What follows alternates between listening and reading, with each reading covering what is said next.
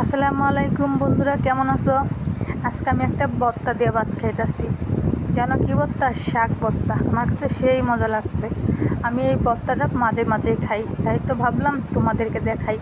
এটা হচ্ছে পাট শাক ভর্তা।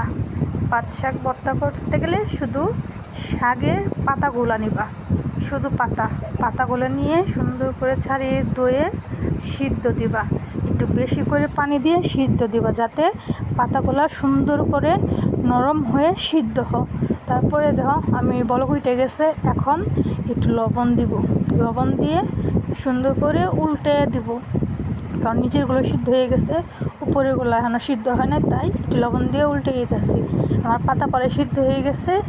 এই তো এখন আমি নামিয়ে নিয়ে একটা কড়াই দিব। কড়াইয়ের মধ্যে সরিষার তেল দিব।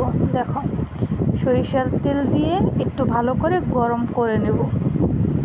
সরিষার তেল দেওয়া হয়েছে, এখন কাঁচা পেঁয়াজ আর কাঁচা রসুন কুচি করে আমি তেলের মধ্যে ভাজবো ঠিক মতনই দিব। দিয়ে মানে হালকা ভাজা, বেশি মশমশাও করবো না, বেশি কাঁচাও রাখবো না, মিডিয়াম সাইজ, মানে বাদামি কালার লাল লাল করে ভেজবো। দেখো, এখন একটু লবণ দিব, হালকা অল্প একটু লবণ দিয়ে ভাজা নিব। এই দেখো আমি একটু লবণ দিয়ে নিচ্ছি। এখন একটু ভালো করে মাখায় করে নিব, লাড়াচাড়া দিয়ে সুন্দর করে।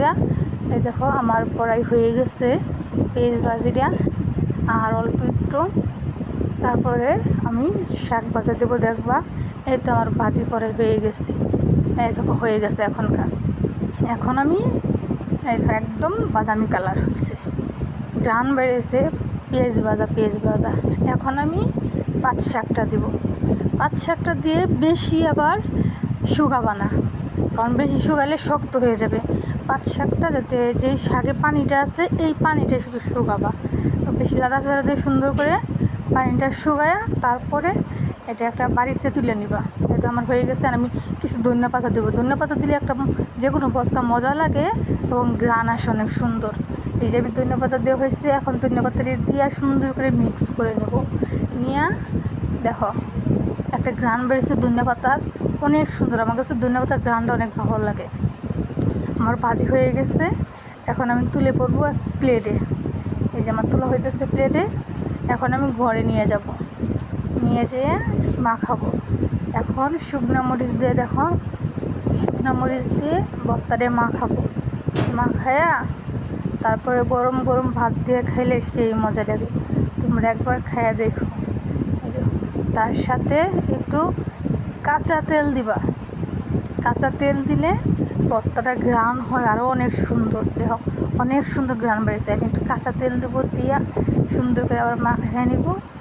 মানে ভর্তার ঘ্রাণটা এত ভালো লাগে আমার কাছে, মনে হয় কি যে মানে কেমন এক ধরনের ভর্তা, মানে দেরাই ভর্তা করলে যেরকম ঠিক একটা আসে, ঠিক এরকম তোমার এই পাট শাকের ভর্তা এরকম মানে পিছলা থাকে, খাইতে অনেক মজা লাগে। এই দেখো আমার কাছে খুব ভালো লাগলো ভর্তাটা। আমি এই ভর্তাটা মাঝে মাঝে খাই। তোমাদের যদি ভালো লাগে তোমরাও একবার বানিয়ে খেতে পারো, যদি তোমাদের ভালো লাগে। আর আমার ভিডিওটা যদি ভালো লাগে তোমরা একটু লাইক কমেন্ট শেয়ার দিও, আর আমার পাশে থেকে সাপোর্ট দিও।